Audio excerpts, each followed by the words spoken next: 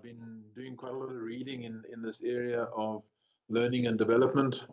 And I think PwC is the one that really stands out in terms of dealing with HR analytics and stuff like that.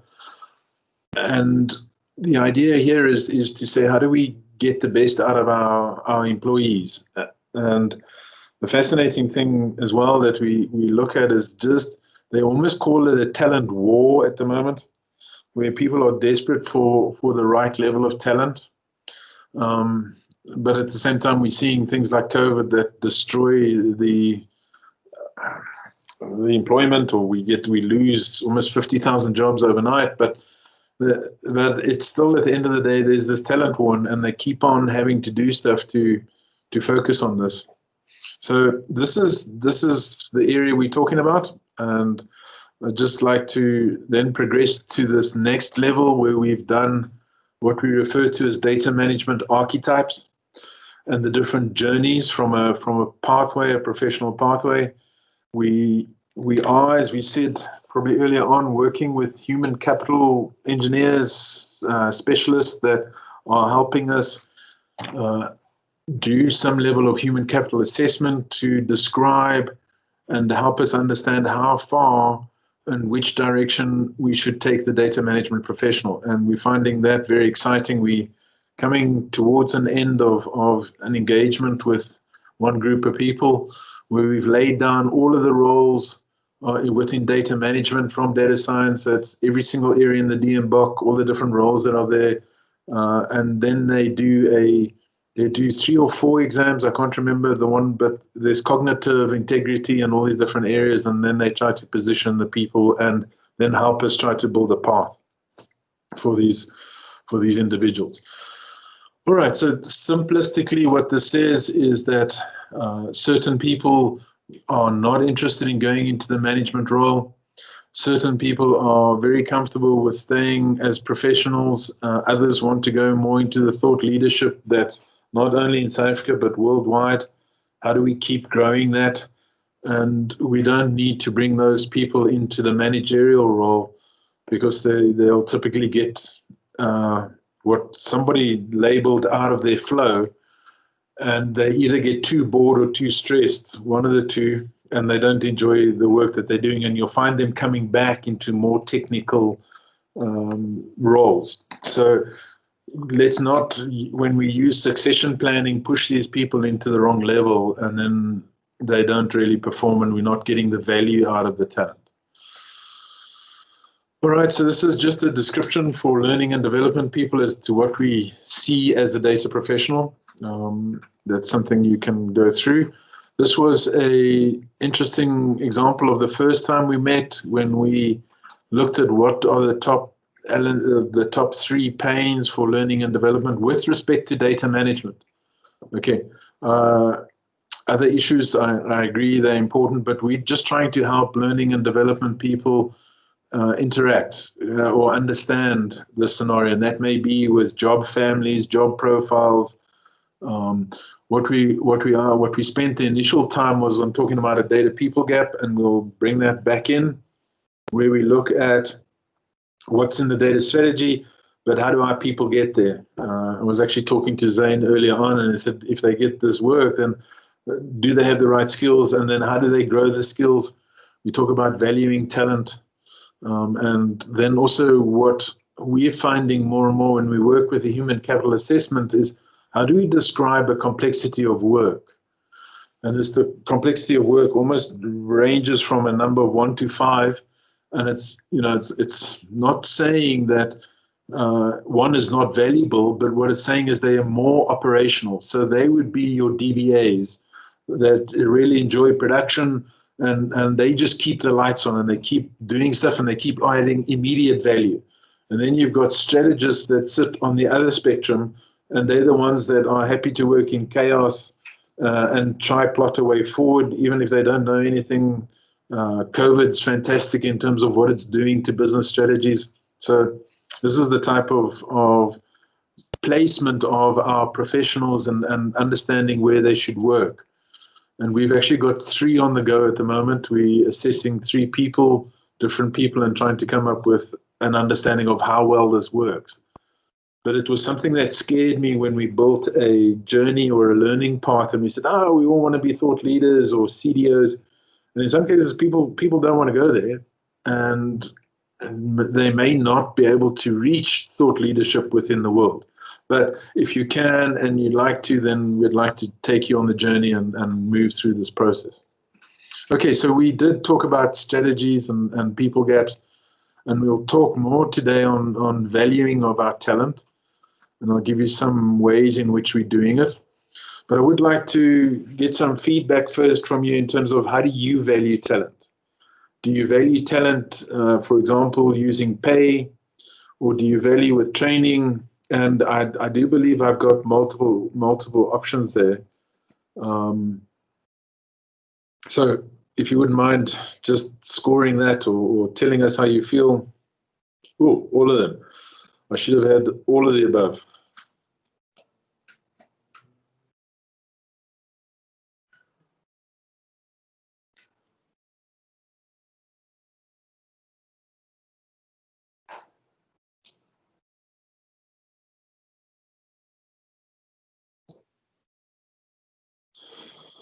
Okay, so that's and it's quite interesting here, and I'll just like to share with you. There's some really nice work that was done. I think it was done for valuingyourtalent.co.uk, and they talk about the different levels, which I like. And we start off with inputs in terms of these are salaries that we look for. We go out, we get skills, qualifications, and competencies. And then we start performing activities like recruitment, like learning and development, organizational development and design. That's where we talk about trying to get that right and fitting into the organizational culture, rewards and recognition. So these are all of the different areas that they believe we have to, this is the framework for talent management or valuing your talent. So the detail is quite extensive.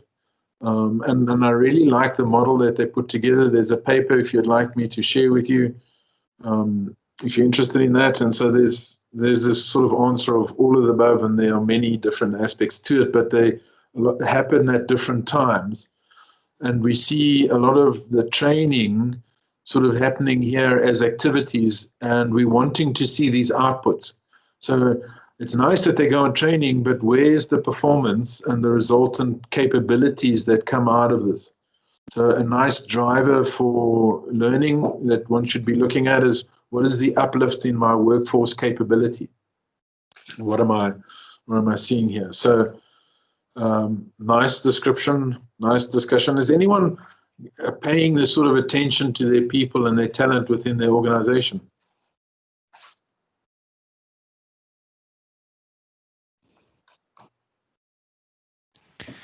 I don't think, Howard, not as much as we're supposed to. I think from a talent perspective, I think also the focus is placed specifically on areas, so not necessarily in general. So there might be a focal point around data science for this year, and they will go out, fund it, and grow it. But it's not managing talent in general is not necessarily something that we're doing now. Okay, thanks. And what we found when we started talking to human capital assessment people is that they, and I'd really like your feedback or opinion, is they felt that basically the model that they use, these different assessments, is good enough. And they initially didn't feel that there was much value in being specialized about a group, a community, for example, data management. So I found that quite interesting until I saw one person, he was talking about, they said they'd just done this quickly for PwC on digital transformation, and then they had done these archetypes. And I said, that's exactly what I believe we should be doing, but I'm not seeing many people do it. So when you get hired, you come in and you do a generic assessment, but how much of this applies to the role and the position and the work that you're doing? There's very little mapping. So we're trying to put all this together, trying to work with people to these engineers and trying to see if we can help the data management community to do this. Okay, so these are some of the levels that they refer to in terms of levels of investment, and we're seeing inputs, activities, outputs, and outcomes. These are just a few. So I quite like this return on people employed. And what I found fascinating was that they're using a lot of the customer journey, customer analytics on employees, which makes sense when you listen to it. So it's like we have listened to the customer, and you have textual analytics on, as an example, call centers, and you're trying to work out what the customer's saying to you, and you're looking at customer churn. We should be doing the same thing with our employees and listening to the customer via surveys, whatever it is, and HR reviews, work reviews. And then again, it's a case of what is our employee churn? And we got to start applying a lot more analytics to it, but we got to be a lot more intentional about the collecting of data. And that's where I find we battle, is that our data that we're collecting doesn't always have a good applications to the type of role that we're working on. So we're hoping to spend quite a bit more time in that area and lifting that up. So the other thing that I wanted to, just before I start going into a little bit more detail about the individual, is just ask how many people have worked with or dealt with a people gap, and what is your understanding of a people gap?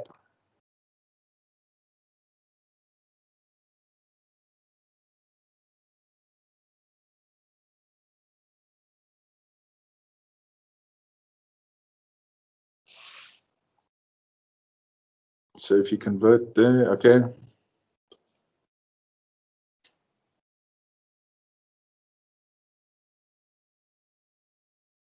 All right. So the real answer is that it's actually got to do with all of it, and it starts off with the data strategy and saying, okay, this is what my objectives are from a strategic objective, and now I've got to start building an action plan and an implementation roadmap.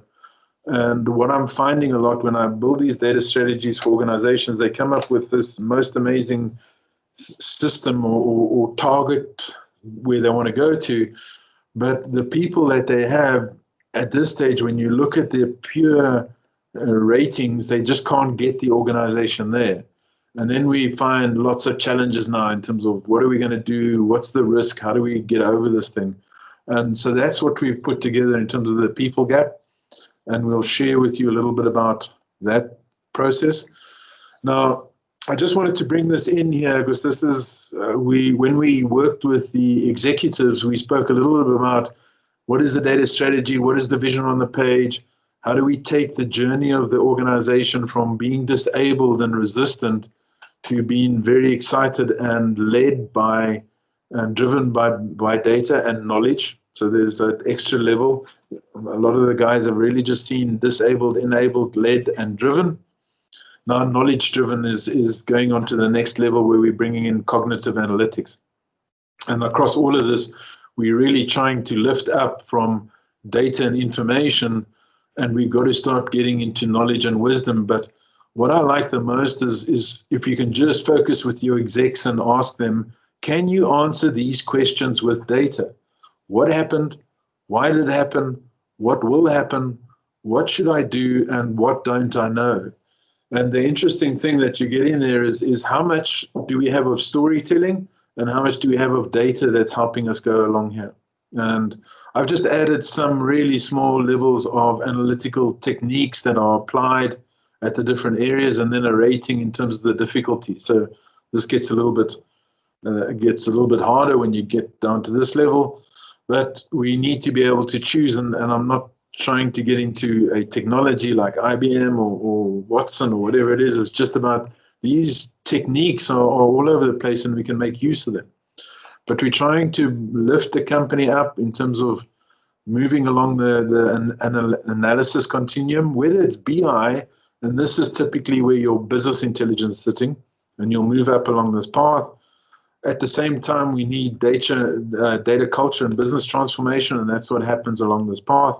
And then we've got this interesting loop, which is about observing what's happening in the market, orientating yourself, deciding and acting. And the smaller you can keep this loop and the amount of time that it takes, the faster you can respond to your competitors. So it's helpful measurements and allowing business just to get an understanding of what it is that's important to them and how they should be asking data to support their questions.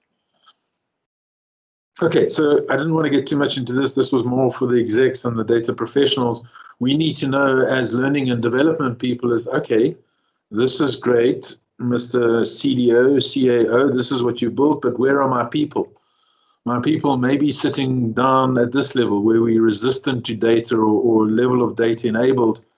And we refer to this grouping of area where we have almost inertia, where we're not moving, we're not progressing, we just stuck in this area. And we've got to get movement going along here to keep the business progressing. Otherwise, we just keep on looking at whatever, and we don't trust the reports and whatever data we have, and we don't understand what's going on around us. Okay, so that's fantastic. The CDO has published this amazing data strategy, and now L&D must come along, and they really critical in helping us bring the people or bring the strategy to the people or the people to the strategy. And so we've been doing quite a bit of work on this, and there's some really nice things of where different talent strategies lie, succession, and you can't just deal with one, you're dealing with all of them. We've now got the strategy, and now we've got all these open positions and opportunities. Now we have to do workforce planning in terms of projects and initiatives, how we're going to fill them. At this stage, we're dealing with the individual, and we now need to map them to this. And what's coming out loud and clear is you can't just take the goals of the data strategy and force it down to the individuals. That they're not responding to that anymore. It's almost what we need to be doing is taking our career development and our goals or the individual goals and then mapping them to objectives and initiatives and trying to build that map. So saying, fine, you can define your own goal, but it's got to be in line with something that brings value to the organization. And how do we balance this engagement?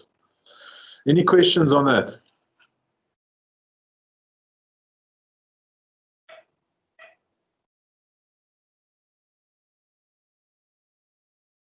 Okay. All right, so this is one of the things that have come about. The Europeans are leading this. It's actually amazing to read the challenges that they faced when they created the EU across all the different countries, having different ways of describing what we refer to as knowledge, skills, and competencies. Now, what they're trying to do is a scenario of, I've got a job and this is the required knowledge, skills, and competencies. Send it out to any country within the EU and get the answers back. And that's what they tried to do in the beginning, and they found that there was such a big difference between what was coming out of universities in the UK compared to that in France, compared to Croatia. And whilst they had these things called the BSc electrical engineering, they really battled in terms of mapping all of the knowledge that they got in terms of the occupational side, the competency that these guys were walking out of the universities, and then what facilitated learning was bringing about. And of course, then there's the other issues that play a role, which is attitudes and behaviors. So they had quite a difference between the people and their attitudes and how they would deal with stuff. So they're trying to unify this topology, and we can see this sort of happening within LinkedIn and the analysis, where they're trying to get all these roles defined and jobs defined so that when people fill out their CVs or their experience, you can use AI to check what's going on or to find the best candidate. But what they're not picking up, and LinkedIn and they're battling with AI in that area, is the attitudes and behaviors. Okay, so they can certainly pick up learning, knowledge, competencies as expressed, but we really don't know that when people sort of claim or they're able to do those sort of things, and I've certainly seen that on LinkedIn. The other day, someone gave me acknowledgement for data governance, and I sent a message back saying, thanks. I've never really known the person. And I said, thanks, but I'm not sure. And then he came back to me and says, no, I just gave it to you, but are you going to respond to me? And what's my level, what's my rating going to be? So LinkedIn is becoming a bit tricky in terms of the reliability of these measurements. Okay, so this is the sort of thing that we putting together with this human capital assessment, where we're seeing we've got the vision from the business and data strategy. Of course, data strategy needs to link to business strategy. We then break that down into objectives. And then remember I said from the objectives, we get into action plans and roadmaps. So we now got a series of initiatives that come through.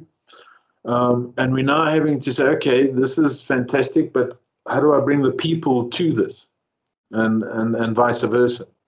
So the approach that we're putting forward is to say, by knowledge area, we can define a vision. So what is the vision for data science? What is the vision for reference data and master data? What are the vision for these and architecture and things like that? What goals are they trying to achieve? And then what roles do they have? So we can actually do a tremendous amount of mapping from the data strategy to the knowledge areas. When the benefit we get out of that is to say, okay, if I need a certain number of skills, then I can then put in a RFP or whatever it is and say, guys, these are the skills that we need. But we need to have a little bit more control around this, and we need to bring in what I refer to as knowledge, skills, and competencies. So from the role in the data management area, right, we can describe what the required knowledge, skills, and competencies are of that role to fulfill the business vision.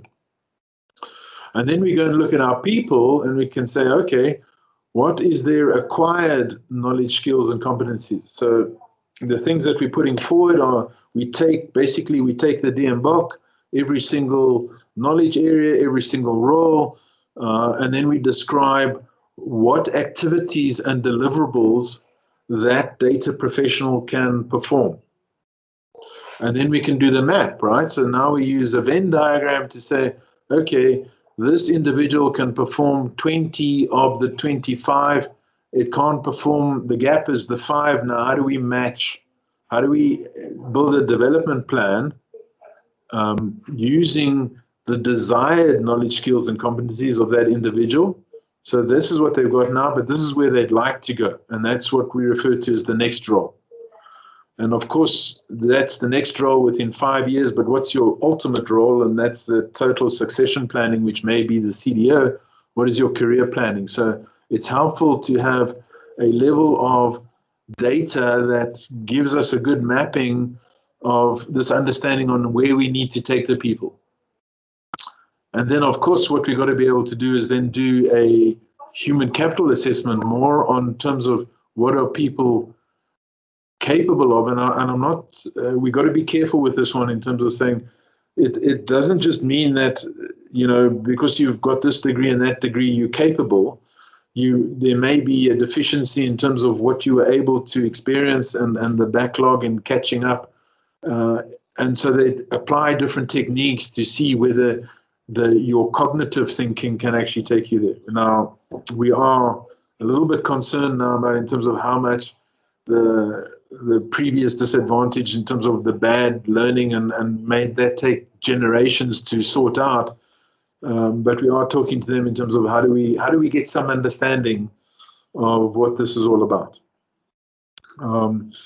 Any questions on what we're putting forward? And so what I'm trying to suggest is, if we're collecting the right data and we're helping people get to their desired and their career pathing, that's the sort of data that we require to bridge this gap between our fantastic data strategy and really where we want to take the company to what we can do and how do we lift people up and what people do we bring in. And then how do we measure the people we bring in, and how do they leave stuff behind? Any observations or So Howard, this is really good. I think the challenge it's from our perspective, data strategy sort of drives everything, and then sooner rather than later you realize you've got a gap and you don't have Yeah. people to sort of execute on that strategy. I think the one thing that I've picked up is specifically in the data world and in data management, is not all the roles are as clearly defined as what we would expect. And I think that's sort of the bigger gap for me at this stage is identifying those roles and then marrying it back to the data strategy, because I sort of know what I want to do. I know how to do it, and I sort of know who I want to do it or what people I need, but I don't know who to go and look for. If you look at job titles or experience, typically, I think there's still a big gap there as well. But And this is good. I like it. And this is the first thing that the EU had to come about, was the standardization of job families, job profiles, and roles. So they've spent quite a lot of time in terms of building that standardization. And that's what we're trying to do then, is to say, and that's where we found as a helpful starting point, being the DMBOK, is where they describe within the context diagrams is, what is my goal and what are the roles that are involved in delivering that? And there's that RACI diagram that they have of the inputs that are required, the activities and the outputs, and you needing to bring it down.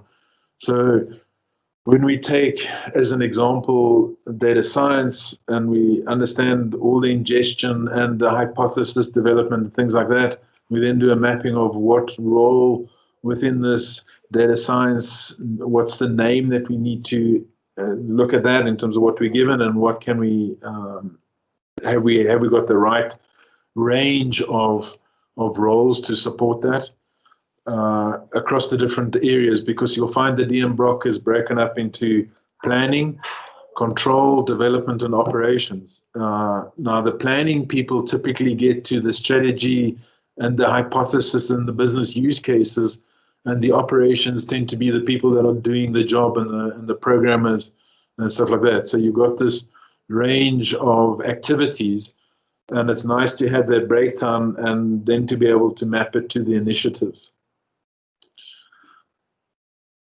Is that sort of what you're looking for, Zane? Is that population of roles and definitions?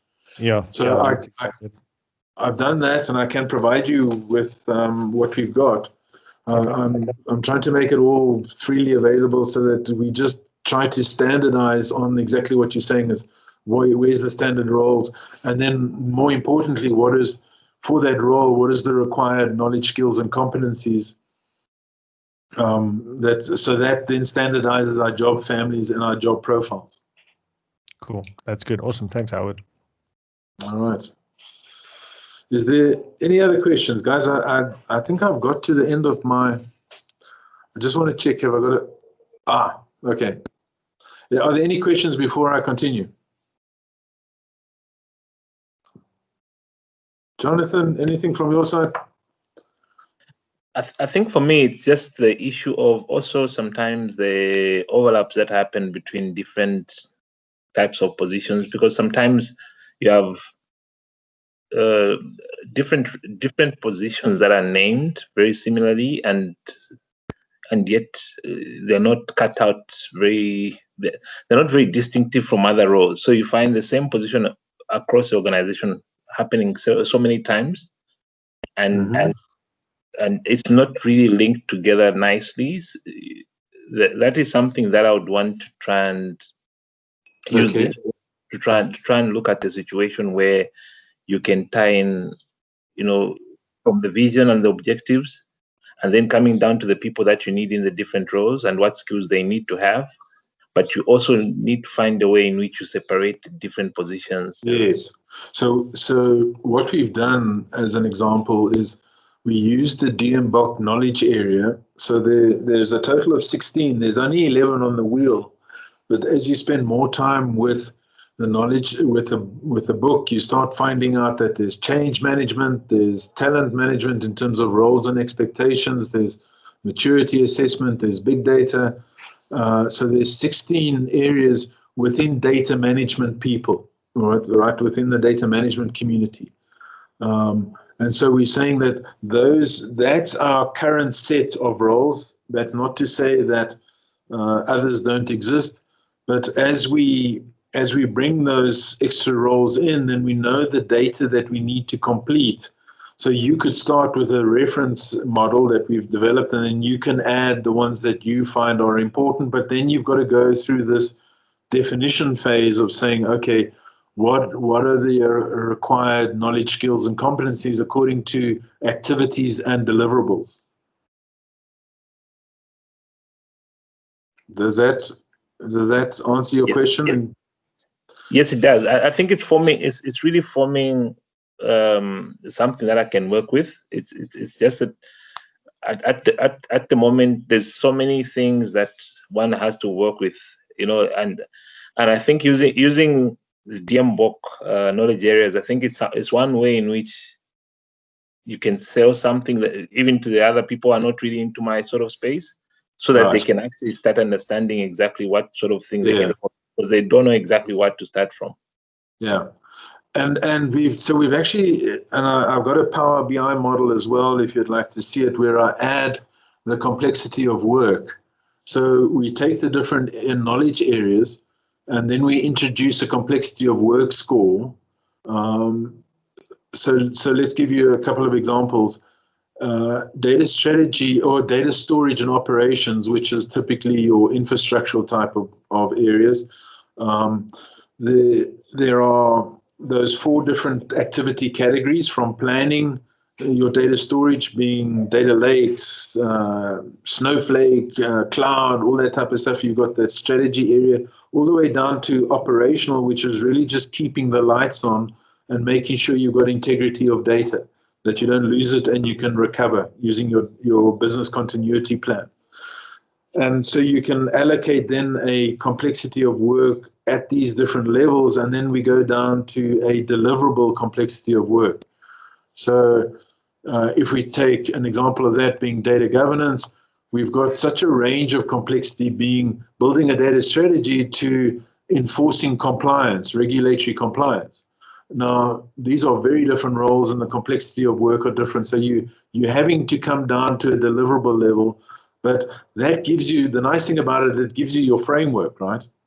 So that if you introduce a role, that's fine. You can do that for your organization. You're trying to keep it standard, because the next problem you have is you get this role and now you say, okay, let's go to the market and let's work with the market. And then people say, well, I don't actually know what you're talking about. And so everybody applies. They need a job and they apply, and then you really find it hard to find out whether you're attracting the right talent. Yeah, I agree. Okay. Yeah. All right. So the next step that we sort of go into, and I've from level 1 to level 5, but some human capital people actually work to level 8. I just found it really hard to distinguish these two. And so what we're doing here is we're using this topology of what knowledge. So what knowledge do we have? Now, that knowledge is interesting because it's both qualifications and training. It's the cognitive competence. And so we then rating the knowledge that you received either via a university degree with that appropriate level, plus further certifications, plus courses. We also then talk about a skills rating, and that's on-the-job rating. And then we talk about behaviors and attitudes. So we use this, what we refer to as a KSC matrix that we set up. So that's sort of that's the story that I prepared today to talk to you guys about. I'm quite excited that there's just more detail and better data definitions that I can use to start applying analytics to find the right people, to start listening to the customer, to monitor their work, and then also looking at the value of things like knowledge management. So if we go out and say, we've got to have knowledge management, well, what value are we getting in terms of people what are we having? What value are we passing back to our employees? Are they able to transition from entry to professional to specialist to whatever it is? Are they getting there faster? Are we able to codify our processes and, in a way, get people to move faster through the levels? And so being, we can increase and do better succession planning. And we need this long-term view. And then also in terms of what is going to attract our employees to stay longer and stay engaged with the company, because losing the employee, and especially at a specialist level, when they walk out the door, they take all of the tacit knowledge away with them, and we're left holding something that we're not sure what to do. The next person comes in, they don't really know how the other person does it in terms of processes and procedures, and so they just build their own. Or we have the other issue where people, oh, shucks, I'm not sure how to do this. I'll quickly search on Google and I'll do it the way Google told me. Whether that's the right way to do it or not, we don't always know that. Any comments, guys? I think it's valuable, Howard. The model that you're working on towards standardizing these things, I don't know if it's the same one, and we can maybe just send you the one that. So with one of the projects that we work with the UK government, they actually sent us a list of skills where they said we need to map the skills back. So for the project, we need to go and find people. Yes. And I think like in the data space, there was only like 4 or 5 jobs, but I think they were very short on that, weren't they? It's like, yeah, it was a very short list. But then what we did was we found a site, and I will have to see where it was, but that sort of gives us a bit of a broader view in terms of the data space. Because things like, I know simple things like BI experts, those things were completely lacking from the UK one. But as a standard, if we start with the main roles, like you said, I think it will be, if we can just standardize on like the top 16, it's already a massive win.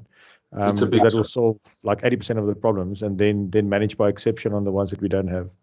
Correct.